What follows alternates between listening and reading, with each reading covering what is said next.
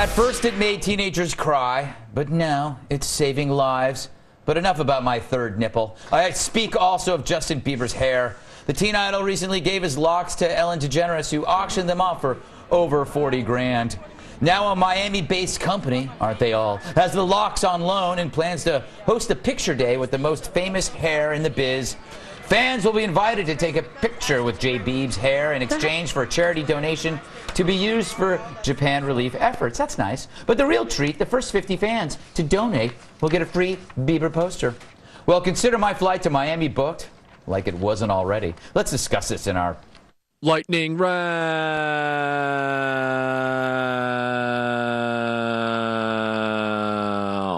Lightning round. That never gets old. Hey, Kimberly, it's for a good cause, but it's still odd paying for a picture of somebody's hair. Isn't that strange? Yeah, I think it's very odd, disturbing, and could potentially lead to criminality. If you have that mindset. And you know what that could lead? Unhygienic things. I think you should sell a lock of hair. Right. I think that you would get so much money. A lot of people money. like me. That's way I would more pay normal. a lot of money for your hair, Major. After the show. Really? And you know that reference, you meant your tattooed third nipple. Yes, of course. Okay. Yes, it's not a real nipple. MK, whose but hair? It is tattooed. Yes, it is tattooed. MK, whose hair would you buy? John Gibson. I got nothing. You got nothing? Well, Major Garrett's. We're actually gonna have a bidding war after the show. But I want to point out that so far, Bieber's hair is raising money for Japan. Rebecca Black's Friday. She's going to donate a lot of hers to Japan. So if we can monetize Chris Brown's violent outbursts, there you go. Japan is sell the shards of glass. There you go. That's a great idea. That's very smart. Come on. Yeah. Although they fell on the streets of New York. Yeah. You don't want them. They're probably That means you can scoop up a lot of shards. Exactly, Monetizement say those were Chris Brown shards. I didn't realize that window was made out of Colt 45. Interesting. Yeah. Hey, Bill, when do you, should we camp outside the store or should we just show up the day of? This is chump change, Greg. Yes. Do you know how much a lock of my hair goes in the black market? You grind that up, I'd say for an ounce, $25 maybe, and you are high. That's true. Whenever they take a hair sample of his, they just go off and smoke it. That's what keeps your Dr. plants Bodden alive, told isn't you it? It does. Oh, absolutely. Yes. Yeah. Well, we Your didn't ground up hair. Thank you. Thank you. All right, next it's a circle topic. of life. This is a very unusual and disturbing story. If I could remember what it is. Oh, yes. In Toronto, reporter Mark McAllister suffered from some type of medical condition on air. Actually, just made him sound like me. While giving an update on Libya. Watch as his speech becomes completely incomprehensible. Now, Defense Minister McLeod did confirm today that more than 54 18 fighter jets are spending about as much as 20 and ready to assist the 100 deployed over the amount needed. Now, it did depend that how the NOLAN remerges RN while the university or the UN mission as whole received support from all batteries in the hues of the garbins of today. Excuse me. I'll hand it back to you.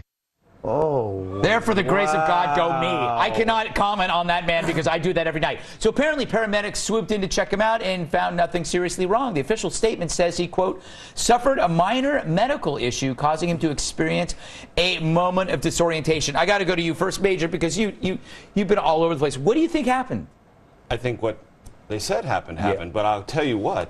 On the reels at CNN, when I first got into television in 2000, there are live shots much worse than that if I had to watch them, would be a UN human rights violation. And I wasn't sick. That's true. He has an excuse. I don't believe it. He has an It's true. MK, do you think there was something else going on there? I mean, I don't know. Could it be, this happened at the Oscars, preliminary, at the interview, a woman started speaking. Yeah. Do you think that there could be some kind of alien life force that is fooling with our locution? Yes, that's probably it. I do think it's very, very strange when you watch the clips. I've never seen much like that before. The only thing I can think of, the reason they sort of keep going is when on TV, when your mind is empty, you're like, well, I just got to steamroll through this and keep going and catch up. And that's the only thing I can think of that would keep them. I think I think somebody was talking in his ear, and then the teleprompter was moving. Yeah. What do you think, Kimberly? I think it's a really sad situation. I feel bad for him. It's embarrassing. Okay, and it's on YouTube, and everyone's going to watch it. I don't know what's wrong with him. That was not a good look. Well, no, but the thing is, why did I don't think anybody feels leave bad him hanging like that. I think that's the thing. The producer should have cut him off. It's not nice. Bill, here's my theory. This makes me, I mean, I don't have an excuse. Makes you look good. No, it makes me look bad because I don't have an Makes you look excuse. the same. You have nightly minor medical conditions. Yes. You verbatim of that and say it's a reoccurring condition. Look. The part that I didn't get is he said a couple of things correct, but then he would correct them with something wrong. Yeah. Like, did you hear what he said? McCain, he goes, and then McCain, McLeod, McLeod. Yeah, he went back and changed it to McLeod. Now a 70s reference. Yeah. Yeah, But it could have been. Dennis Weaver. It could have been a prompter thing. Famous Could have been. Canadian Could have been an eye issue. Could have been anything. Yeah. Or it could be a government conspiracy in which they're testing a weapon on our brains that screws up our speaking abilities. Think about that while I move on to the next story. An Oregon court has ruled that teeth cannot be considered a dangerous weapon. The decision was part of an appeal of a case where a man was convicted of first-degree assault for biting a man's ear during a fight. Bill, this must be great for your love life, right? It's no longer considered a weapon. Ron, too much teeth is every bad date I've ever had, Greg. And I will leave it at that. Kimberly, you're a lawyer. Does this Yes. make sense? You know, I think they actually are a deadly weapon if they're used with that intent and purpose. I mean, remember, hello, have you met Mike Tyson? Yes, Feel that's fight? true. I mean, come on, how can you say that that wasn't a deadly weapon? If you can do that kind of damage and you can sever part of someone's ear off, please, wrong ruling. You've What got do some you pretty think? deadly Look. looking chompers yourself. This ruling has Bite you later. nothing to do with anything in Great Britain. Because all those teeth are dangerous, Yes. deadly weapons. Yes. So That's true. my But last they miss word. because they go different ways. So true. MK, you could bite someone's finger, ear, or other stuff off. Shouldn't that be considered a weapon? It feels like overcriminalization to me, but I have big teeth, so you know, Look at that. Yes. I know between the two Some of us. people ask for that. That's the, you know. Yeah, that's true. But gotta the pay top nature dollar. of it. Gotta pay top Where are we dollar. going with Yeah. this case? That's what I've read, at least. I've In read what that you have to context pay are you top. referring? I have to say, everybody here has amazing teeth but me. Los Mine's getting a little cigarette stain. He's I got receding looking. gums. He's really Yeah. looking. Yeah, all right, that Much depressed caffeine. me. Caffeine and smoking. And I brushed too hard. I just said caffeine, okay? Yes. I brushed too hard. That's I what they eat told me. That's called ditching. Bill Eats Dirt. It's time for another break. Coming up next, or something, rather, hopefully. I just did it. See, I told you. Reoccurring medical condition.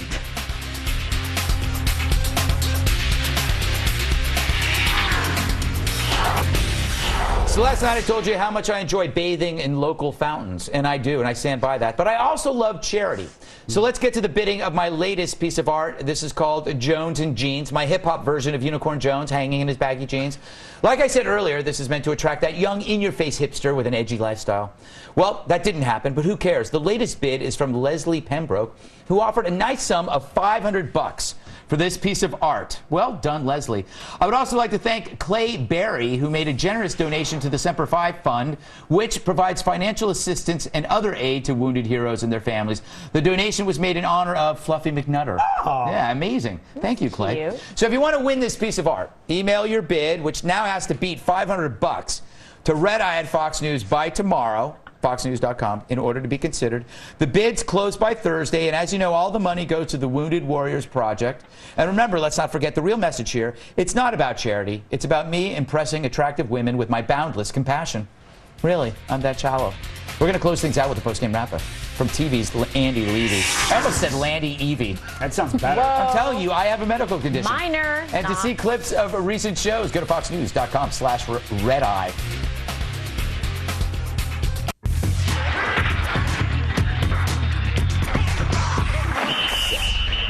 Time to go back to TV's Andy Levy for the post-game wrap-up. Thanks, Greg, and thanks for getting my name correct. Oh, hey. I anytime. appreciate that. Hey, Major, politically, what do Massachusetts and West Virginia have to do with each other? Well, they don't like each other. They don't think about each other very much. But Massachusetts has a Republican senator that's against type, and West Virginia has a Democratic senator that's running against type, Joe Manchin and Scott Brown. And both are probably likely to get reelected because they're going to run against type in their own states. West Virginia and Massachusetts don't think and don't care about each other, but they're going to have senators that are going to be reelected for pretty much the same reason. And that's the best You're history right. lesson we've got. That is not, by the way, the answer we were looking for. We were looking for they both fought for the South during the War of 1812. That's right. How could I miss that one? Yes. Yes. And this is correct name Thursday. That's why you did it. Yeah, you're an embarrassment. Totally. Oh, wait, it'd be Friday, wouldn't it? Yes, it Uh-huh. would. Yeah. I'm such an See, idiot. that's what threw off your answer, I think. Yeah. MCAT. You would know. MCAT, how was your bachelorette party? It was good. The first event on Friday, because I am a conservative stereotype, was the gun range.